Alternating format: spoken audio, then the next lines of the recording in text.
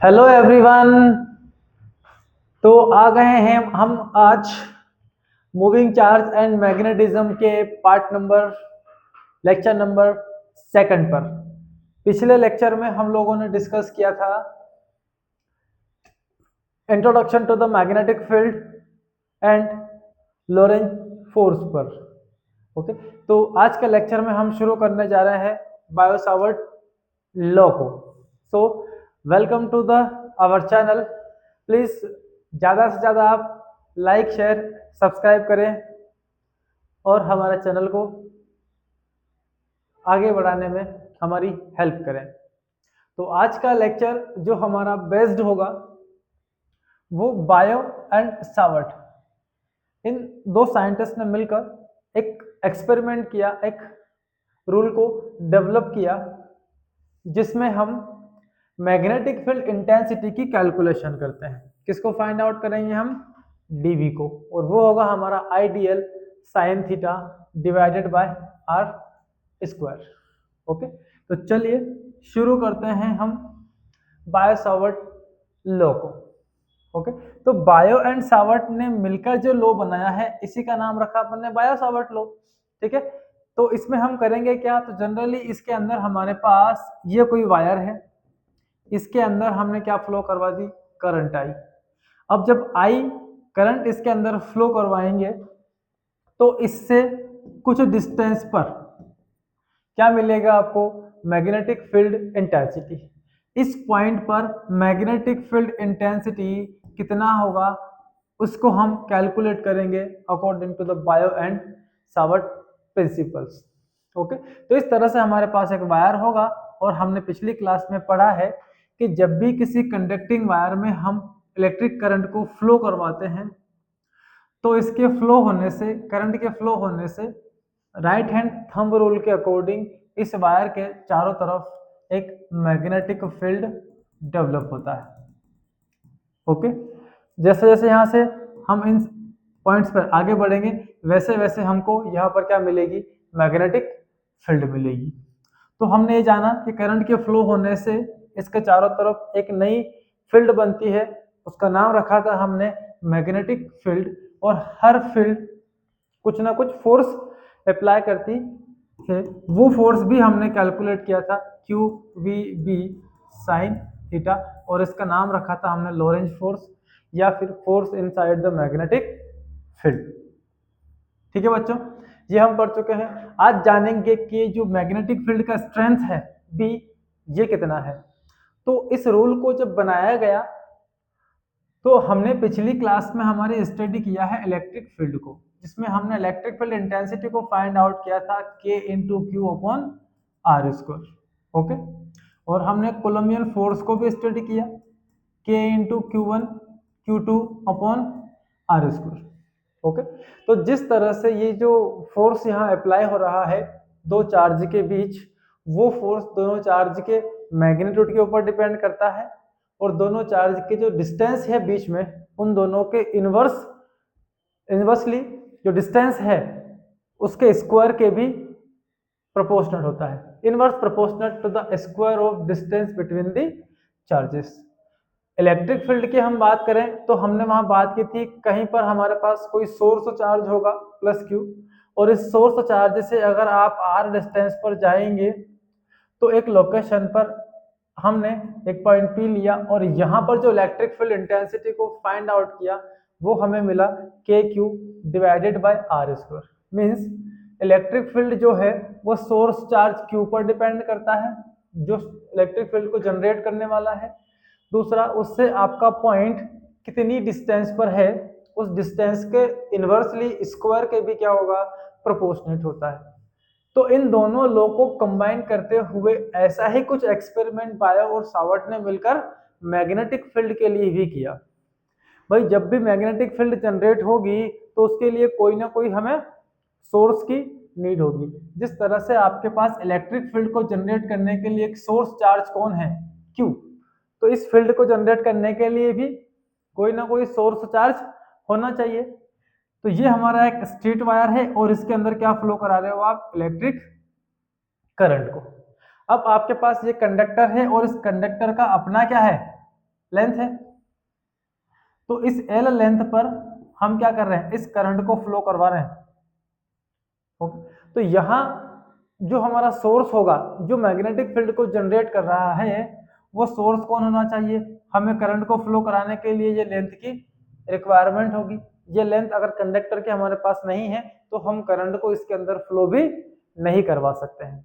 तो source charge हमने find किया कि भैया जो हमारे पास कंडक्टर है एल लेंथ वाला, इस एल लेंथ पर हम एक छोटा सा लाइन एलिमेंट क्या ले लें, डीएल। लेंथ को मल्टीप्लाई करूं मैं करंट से तो मुझे रिजल्ट में मिलेगा I into D L.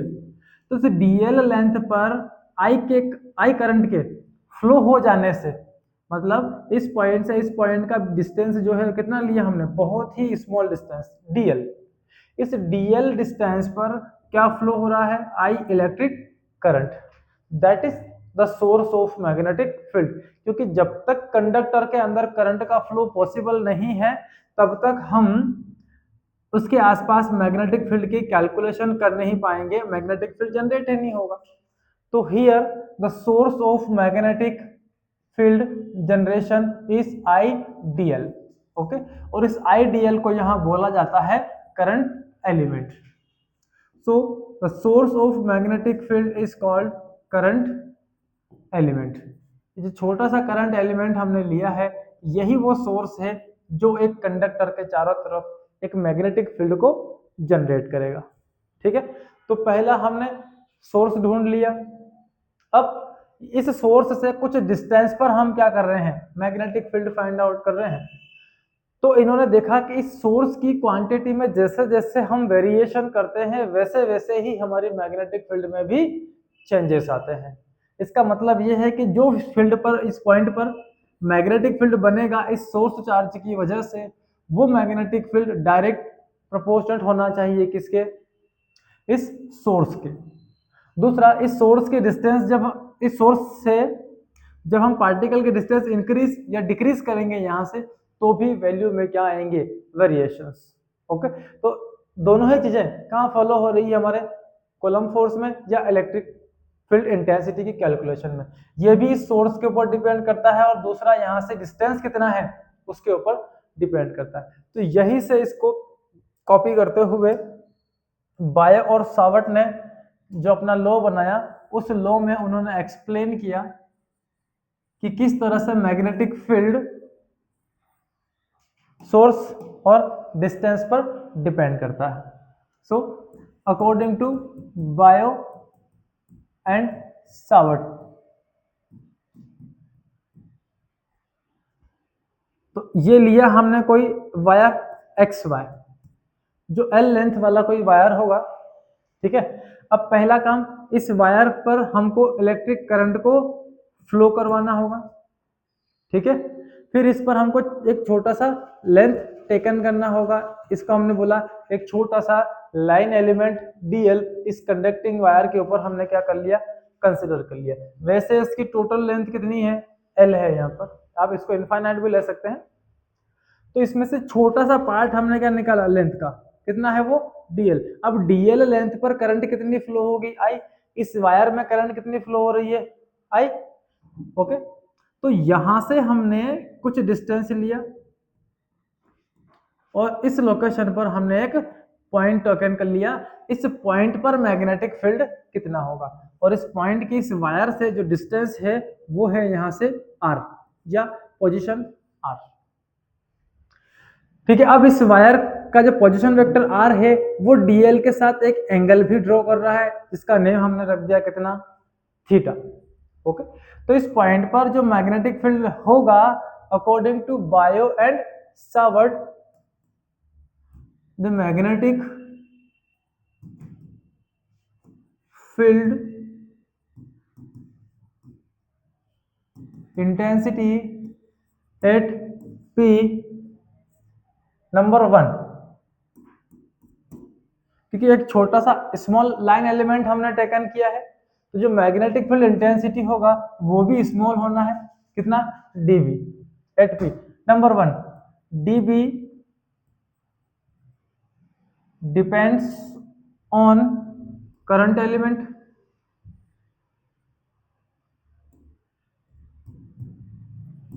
Current element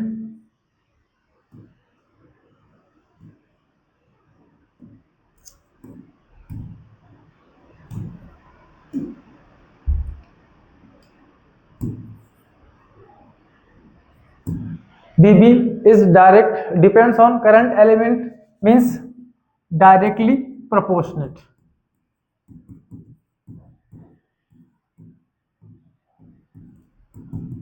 जो dB है आपके करंट एलिमेंट के कैसा है, डायरेक्ट प्रोपोर्शनेट है आई डी एल की। इसकी वैल्यू में जितना ज्यादा इंक्रीज करेंगे आप उतनी ही हमारी मैग्नेटिक फील्ड स्ट्रेंथ भी क्या हो जाएगी, बढ़ जाएगी। ओके, नंबर 2, अब ये तो सोर्स की बात हो गई। अब यहां से अगर आप डिस्टेंस को इंक्रीज या डिक्रीज करेंगे तो वैसे ही हमारी मैग्नेटिक फील्ड भी क्या हो रही, डिक्रीज या इंक्रीज होगी। अगर हम इस डिस्टेंस को r को बढ़ाकर 2r कर देंगे तो मैग्नेटिक फील्ड इंटेंसिटी में 4 टाइम्स क्या हो जाएगा, वैल्यू डिक्रीज हो जाएगी। अगर आप इसको हाफ कर देंगे तो मैग्नेटिक फील्ड 4 टाइम्स क्या हो जाएगी, हमारी इंक्रीज भी हो जाएगी। सो dB इज इनवर्सली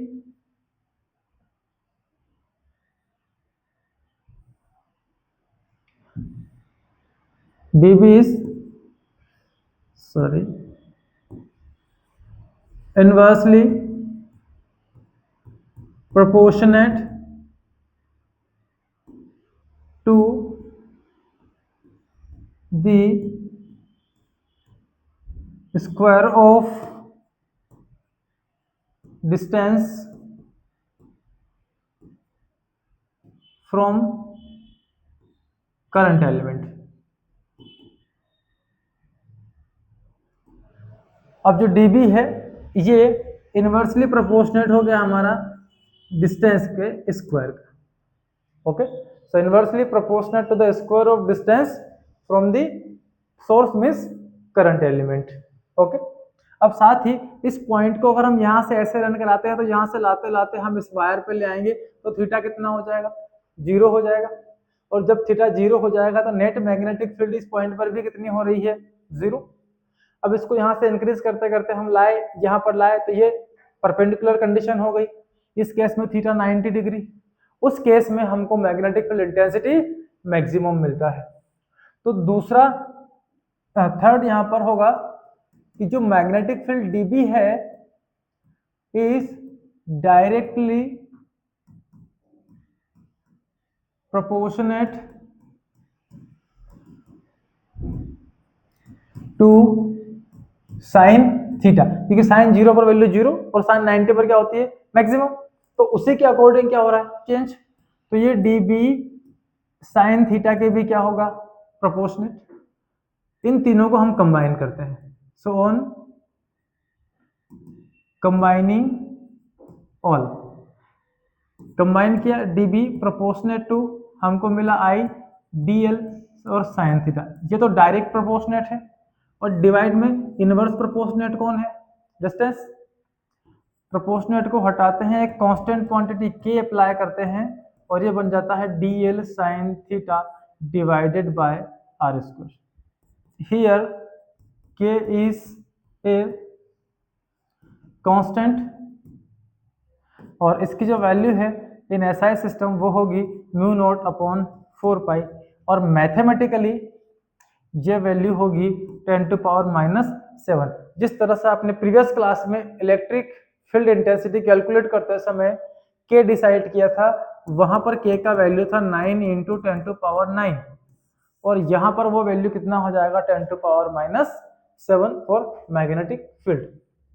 वहां एक वैल्यू आया था म्यू नॉट, ये एक फिजिकल क्वांटिटी हमारा जिसको हम बोलते हैं परमिटिविटी ऑफ मीडियम।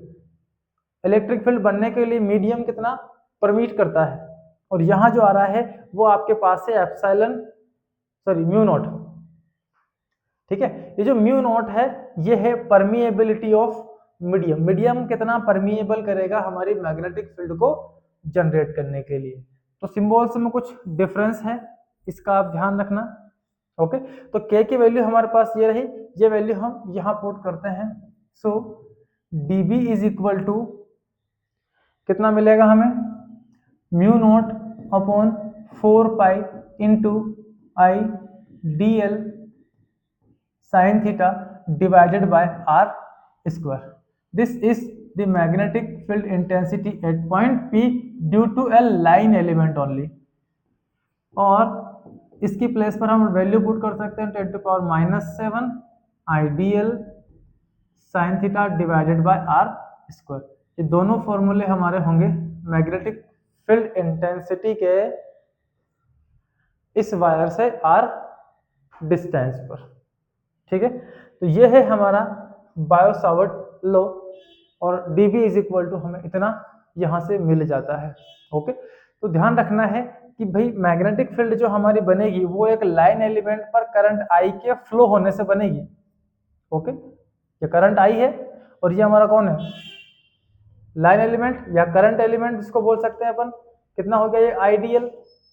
इससे आर डिस्टेंस पर कोई पॉइंट पी आपने टेकन किया है, तो इस पॉइंट पर इस डीएल की वजह से जो फील्ड है वो हमें इतना मिलने वाला है. ठीक है, तो ये सेम हो गया हमारा जैसे हमने इलेक्ट्रिक फील्ड इंटेंसिटी को कैलकुलेट किया. dB डिपेंड करता है सोर्स पर और dB डिपेंड करता है किसके ऊपर, distance from the source charge, जिस पॉइंट पर आप आपकी मैग्नेटिक फील्ड इंटेंसिटी को कैलकुलेट करते हैं. ओके, इसके यूनिट के बारे में हम पिछली क्लास में डिस्कस कर चुके हैं. जो मैग्नेटिक फील्ड इंटेंसिटी को मेजरमेंट करने के लिए यूनिट हम लोग इस्तेमाल करेंगे वो है टेस्ला. एसआई सिस्टम में इसका यूनिट कितना होता है, टेस्ला. और भी इसके यूनिट्स हैं. एक यूनिट हमने फोर्स के टर्म में एक्सप्लेन किया था कल, और इसके लिए एक मैग्नेटिक फील्ड इज फ्लक्स की टर्म में भी हम इसे एक्सप्लेन कर सकते हैं. Phi is equal to B A, जैसे आपका इलेक्ट्रिक फ्लक्स था phi equal to E dot A, वैसे ही मैग्नेटिक फ्लक्स होगा बी डॉट ए, तो बी इज इक्वल टू ये हो जाएगा फाई बाय ए. फ्लक्स को हम मेजरमेंट करते हैं वेबर की टर्म से, वेबर और एरिया के लिए metre square. Weber per metre square से भी हम इसकी मेजरमेंट कर सकते हैं. एक फॉर्मूला होगा हमारा F upon pole strength, F upon pole strength. F newton है और पोल स्ट्रेंथ को हम एम्पियर मीटर भी बोलते हैं. तो न्यूटन पर एम्पियर मीटर से भी हम मैग्नेटिक फील्ड इंटेंसिटी को कैलकुलेट कर सकते हैं किसी लोकेशन पर. ठीक है, तो ये बायो सावर्ट लॉ था. अब आते हैं हम इसकी डायरेक्शन के ऊपर. ओके, तो जो बायो सावर्ट ने जो हमको एक्सप्लेन किया कि वायर से आर डिस्टेंस पर चले जाओ आपको मैग्नेटिक फील्ड मिलेगा I dl sine theta upon r square. तो जो डीबी का डायरेक्शन होगा वो कितना होगा और वो किस डायरेक्शन में होगा, I dl sine theta divided by r square. Okay, चलिए तो डायरेक्शन के लिए हम चलते हैं. ये हमारे पास वायर है और यहां से आर डिस्टेंस पर हम क्या ले रहे हैं, हमारा पॉइंट. इसमें करंट आई फ्लो हो रही है और इसका लाइन एलिमेंट कितना है यहाँ पर, डीएल है. तो इस पॉइंट पी पर मैग्नेटिक फील्ड इंटेंसिटी का डायरेक्शन क्या होगा. तो पिछली क्लास में मैग्नेटिक फील्ड पता करने के लिए हमने राइट हैंड थंब रूल का इस्तेमाल किया था, वही हम यहाँ भी इस्तेमाल करेंगे. राइट हैंड थंब रूल लें या राइट हैंड पाम रूल लें. ये पाम है और ये हमारा कौन सा हैंड है, राइट हैंड. तो राइट हैंड पाम रूल को हम यहाँ पर अप्लाई करते हैं to find out the direction of magnetic field. क्या करना है हमें, डायरेक्शन ऑफ मैग्नेटिक फील्ड. तो लगाते हैं right hand palm rule. Thumb हमको करना है करंट के डायरेक्शन में और फिंगर्स हमको ले जानी है पोजीशन वेक्टर आर की डायरेक्शन में. ठीक है, अच्छा एक काम और थोड़ा सा रह गया है, उससे पहले हम वो कर लेते हैं. इसका वेक्टर फॉर्म. ओके, सो इन वेक्टर फॉर्म, वेक्टर फॉर्म में कितना होगा, तो dB इज इक्वल टू, क्योंकि ये जो dB आपको दिख रहा है ये एक फील्ड है, इंटेंसिटी है, और हर इंटेंसिटी एक वेक्टर क्वांटिटी होती है. और यहाँ भी आप देख पा रहे होंगे तो ये है वैल्यू म्यू नॉट अपॉन 4 पाई, ये तो कांस्टेंट है. अब आइडियल साइन थीटा आपको दिख रहा होगा यहाँ पर, तो यहाँ साइन किस में आता है, क्रॉस प्रोडक्ट में. तो हमने क्या किया, आई यहाँ पर है, डीएल यहाँ लिखा हमने, साइन थीटा यहाँ पर है, इसमें आर कैप से मल्टीप्लाई कर लिया डिवाइडेड बाय आर स्क्वायर. तो आर कैप क्या है, एक यूनिट वेक्टर है. देखिए इन ये डीएल तक वेक्टर है ही ऑलरेडी, क्योंकि सबसे शॉर्टेस्ट डिस्टेंस है वो, ये एक वेक्टर है.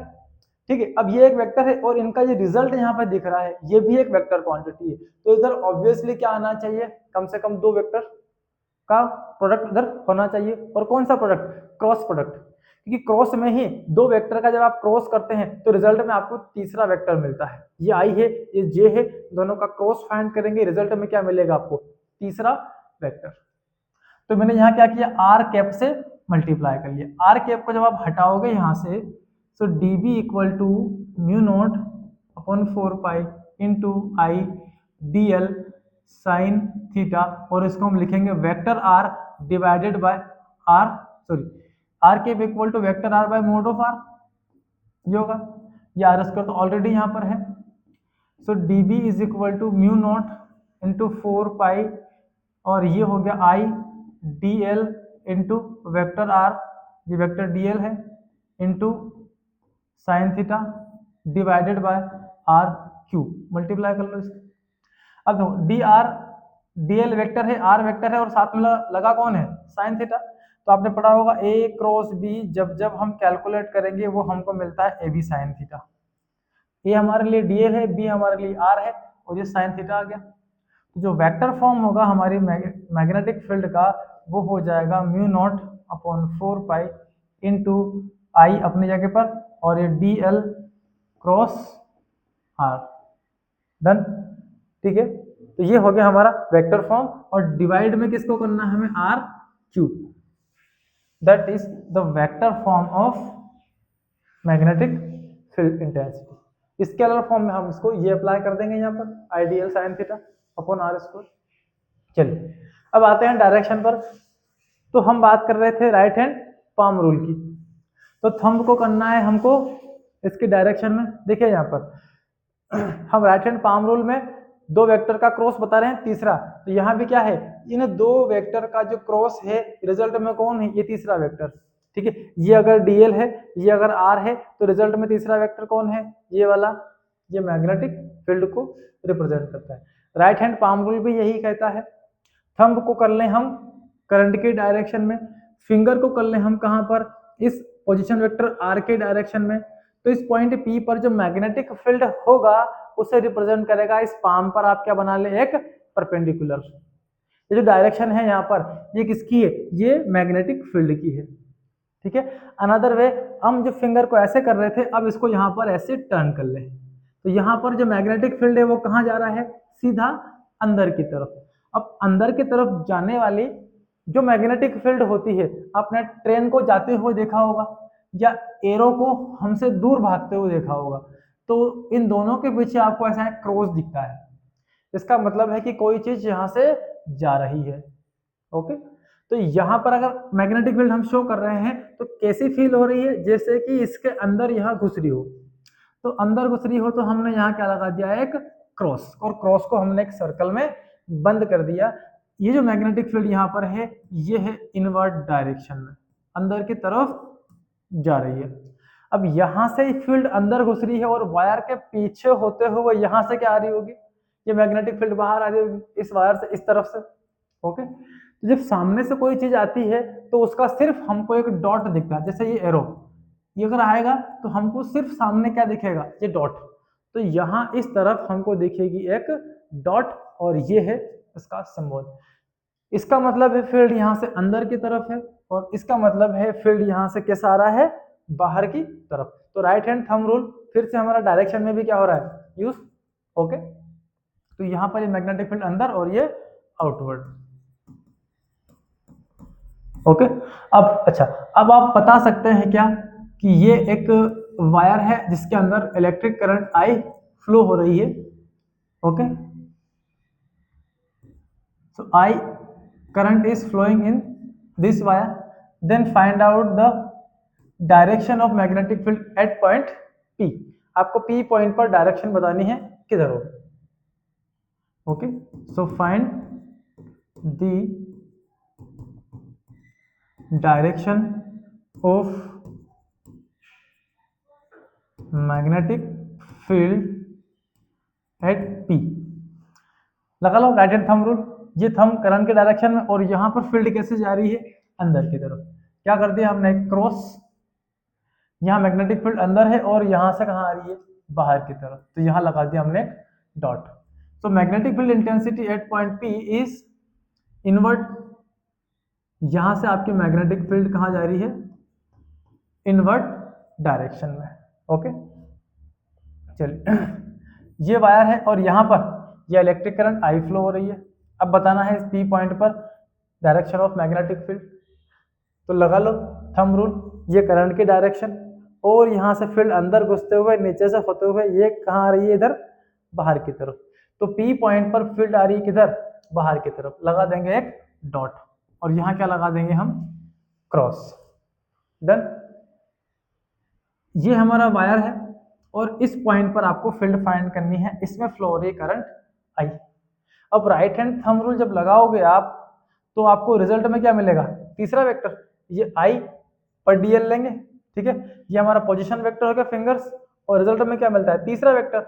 लेकिन ये जो पॉइंट आपको यहाँ दिख रहा है ये तो इसी लाइन के अलोंग हो गया ना, तो लाइन के अलोंग आपको कोई भी मैग्नेटिक फील्ड नहीं मिलेगा। ओके, तो मैग्नेटिक फील्ड कब मिलेगा, जब आपका डीएल और आपका पोजीशन वेक्टर दोनों एक दूसरे के कहाँ हो, राइट एंगल पर हो।